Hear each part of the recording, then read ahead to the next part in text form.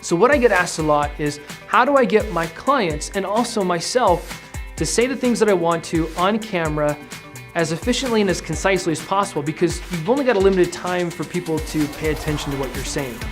So when I first started, I was kind of anti-teleprompters. If you don't know what a teleprompter is, it's basically something that goes in front of the camera that is, you can't see it through the lens, but basically text appears on a screen and scrolls up.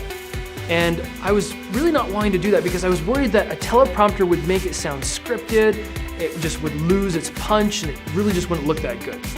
Well, I started using Teleprompter several months ago, and I found it to be a really fantastic way to be concise with what you're saying. Now, what I found though with clients using the teleprompter is that they feel a little bit more comfortable, because once they understand what they're saying, they can focus on how to say it, which is so much more important. They can put the emotion into it. They can start and stop, and they can go high and low. They can add those influxes that really make your video stand out and seem more natural. So, what do I use? Well, I'm gonna put a link below of an app that I've used that's been really helpful. Now, I know there's a ton out there. I don't wanna say too much because I haven't done this full evaluation of all kinds of different apps that are out there. However, this app is free and it does the job really well. So how does it work? Me and my team will work on the script in a Google Doc.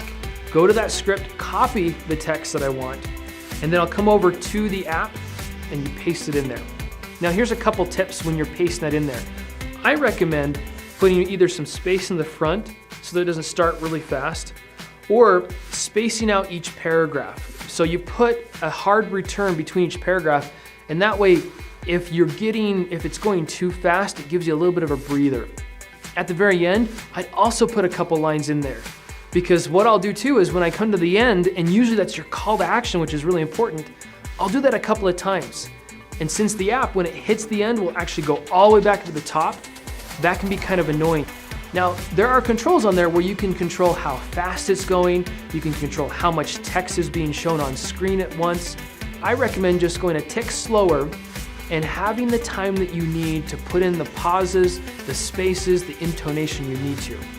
Because here's the thing, when you're putting a video together and you're editing it, or if you're having us edit it, we can take out the breaks in between. So what I tell my clients is, look, read it on screen as you're going through, and if you're getting all the way down to the bottom, try to find a stopping point like a comma or a period, stop there, then let the text come back up and then start again.